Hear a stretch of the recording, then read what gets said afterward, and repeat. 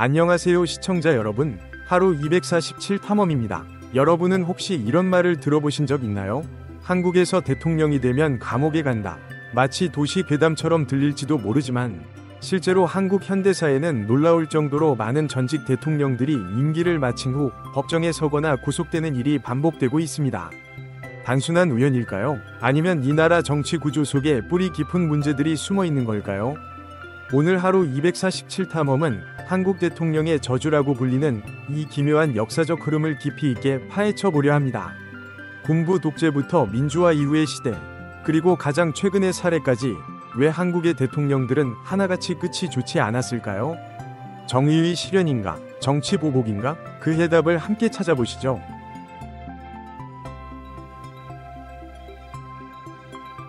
한국 대통령의 저주는 과연 어디서부터 시작된 걸까요? 많은 전문가들은 그 시작을 전두환 전 대통령과 노태우 전 대통령으로 지목합니다. 두 사람 모두 1979년 12.12 군사 쿠데타를 통해 권력을 잡았고 1980년 광주민주화운동을 무자비하게 진압하며 정권을 유지했습니다. 하지만 이들의 말로는 결코 평탄하지 않았습니다. 1995년 문민정부 시절 김영삼 대통령은 이 두 전직 대통령을 반란과 내란, 뇌물수수 등의 혐의로 기소했습니다. 재임 당시 절대 권력을 휘둘렀던 두 사람은 법정에서 고개를 숙여야 했고 전두환은 사형을, 노태우는 17년형을 선고받는 초유의 사태가 벌어졌습니다. 물론 이후 국민 대통합 차원에서 두 사람은 사면되었지만 전직 대통령도 법 위에 있지 않다는 전례를 남긴 순간이었습니다. 이 사건은 단순히 두 사람의 개인적 부패나 실정 때문만은 아니었습니다. 군부 독재의 종말, 시민의 분노, 그리고 변화하는 시대 정신이 맞물린 결과였죠. 그러나 이 사건 이후에도 한국은 같은 문제를 반복하게 됩니다. 권력을 가졌던 이들이 퇴임 후 죄인이 되는 일종의 패턴 말입니다. 그리고 그 패턴은 단지 군부 출신에게만 적용되지 않았습니다. 민선 대통령들조차 예외는 아니었습니다. 민주화가 이뤄진 후에는 상황이 나아질 것이라 믿었던 사람들이 많았습니다. 하지만 그 기대는 오래가지 않았습니다. 제16대 대통령 노무현, 그는 스스로를 정치개혁의 아이콘으로 자리매김하며 기존 정치권의 부패를 비판했고 서민적 이미지와 소탈한 말투로 국민의 큰 지지를 받았습니다. 하지만 퇴임 후 그의 가족과 측근이 연루된 금품 수수 의혹이 불거지면서 상황은 돌변했습니다. 특히 장인의 사업 관련 금전 거래, 부인의 금품 수수, 조카 사위의 수뢰 등 복잡하게 얽힌 의혹들이 이어졌고 검찰은 본격적인 수사에 나섰습니다. 노 전 대통령은 본인의 결백을 주장했지만 연일 이어지는 언론 보도와 검찰 출석은 엄청난 심리적 압박으로 작용했습니다.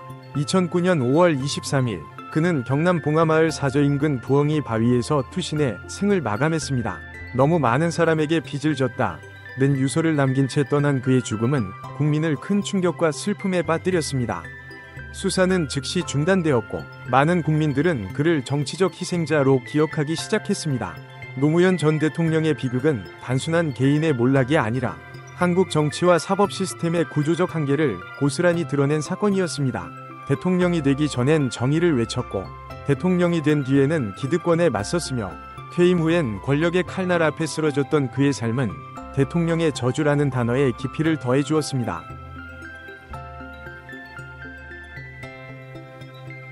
노무현 전 대통령의 비극적인 죽음 이후 정권은 보수 진영으로 넘어갔습니다. 2008년 제17대 대통령으로 취임한 이명박 전 대통령은 기업가 출신답게 경제 대통령을 표방하며 출발했습니다. 하지만 임기 중부터 제기된 각종 의혹은 퇴임 후 현실이 되었습니다. 가장 대표적인 사건은 다스는 누구 겁니까? 라는 질문으로 상징되는 다스 실소유 논란이었습니다. 이명박 전 대통령은 본인의 소유가 아니라고 주장했지만 검찰 수사 결과 다스는 그의 차명 재산으로 확인되었고 이를 통한 비자금 조성 및 횡령, 뇌물수수 등 혐의로 기소되었습니다. 2020년 그는 징역 17년형을 확정받고 수감되었습니다. 보수 진영의 또 다른 인물, 박근혜 전 대통령의 경우는 더욱 극적이었습니다. 2013년 대한민국 최초의 여성 대통령으로 취임한 그녀는 비정상의 정상화를 내세우며 개혁을 약속했지만 2016년 최순실 국정농단 사태로 인해 정치적 신뢰는 무너졌습니다. 비선 실세와의 유착, 대기업으로부터의 뇌물수수, 블랙리스트 작성 등 민주주의의 기본을 흔드는 행위들이 드러나며 국민의 분노는 폭발했고 결국 수백만 명이 촛불을 들고 광장으로 나왔습니다. 헌법재판소는 2017년 3월 그녀를 파면했고 이어진 재판에서 징역 22년형을 선고받았습니다. 두 보수 정권의 연이은 몰락은 단순한 정치적 실패가 아니었습니다. 국민은 더 이상 권력자의 부패와 무능을 용납하지 않았고 거리로 나와 민주주의를 직접 실현했습니다. 그러나 대통령의 법정 구속이 반복되면서 사람들은 묻기 시작했습니다. 도대체 왜 한국의 대통령은 끝이 항상 이럴까? 그렇게 대통령의 저주는 점점 더 강력한 현실이 되어갔습니다.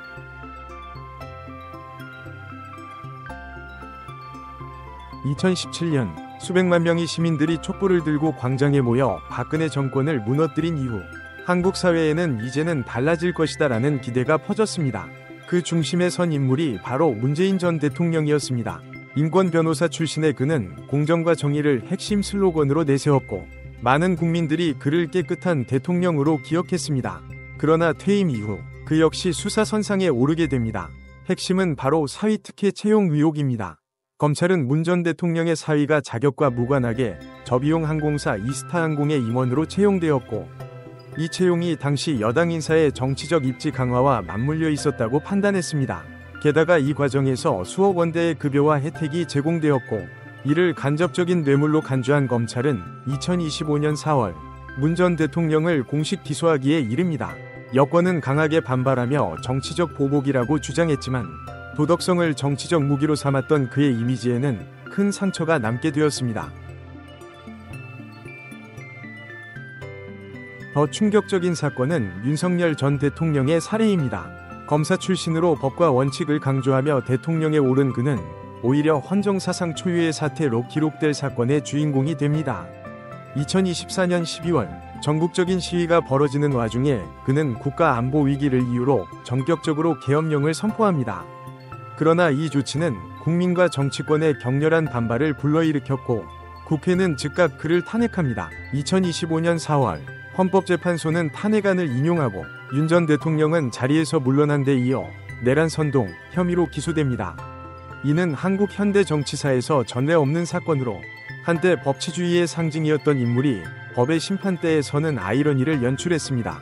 이처럼 촛불 이후에도 대통령의 저주는 끝나지 않았습니다.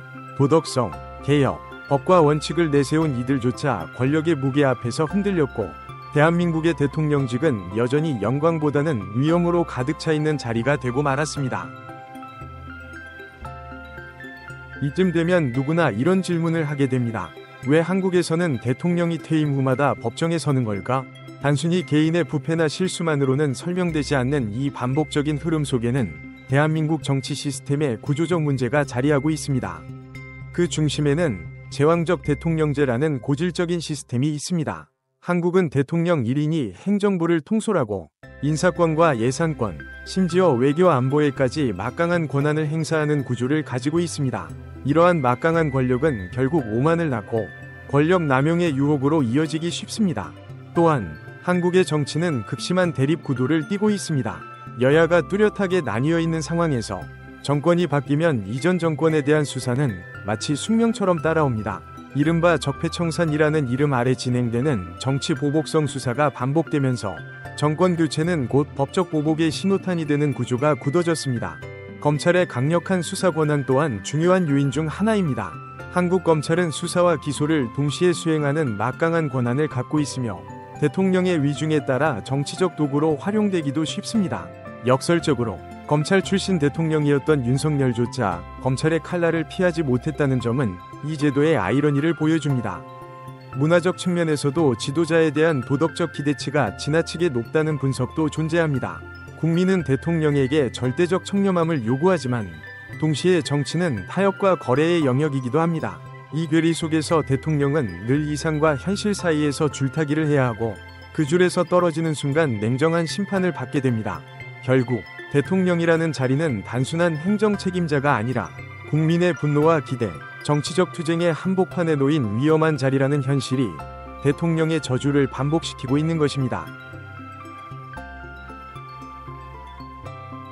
지금까지 우리는 대통령의 저주라고 불리는 한국 정치사의 반복된 비극을 따라가 봤습니다.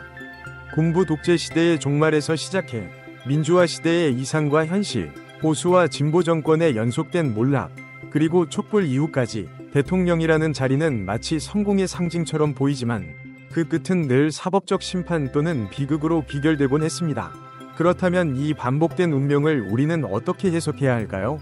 이것은 진정한 저주일까요? 아니면 그만큼 민주주의가 작동하고 있다는 반증일까요? 일각에서는 대통령의 기소와 구속이 정의 실현이라고 주장합니다. 누구도 법 위에 설 수 없고 최고 권력자조차 법의 심판을 받아야 한다는 원칙은 민주주의 사회의 핵심이기 때문입니다. 한국은 그동안의 경험을 통해 권력에는 책임이 따른다는 사실을 끊임없이 증명해왔습니다. 하지만 반대로 보는 시각도 있습니다. 왜 대통령만 유독 반복적으로 타겟이 되는가? 라는 질문은 정치 보복의 가능성을 제기합니다. 검찰의 정치화, 언론의 과열 경쟁, 여야 간 보복 수사의 악순환은 정권 교체마다 숙청에 가까운 사법 전쟁을 낳았고, 이는 국가적 에너지의 소모이자 민주주의의 후퇴라는 지적도 만만치 않습니다. 따라서 지금 한국 사회가 마주한 과제는 단순히 대통령 개인의 도덕성 검증에 머무르지 않습니다. 보다 근본적으로는 제왕적 대통령제를 개혁하고 검찰권을 견제하며 정치적 중립성과 국민의 신뢰를 회복하는 제도적 장치를 마련하는 일이 시급합니다.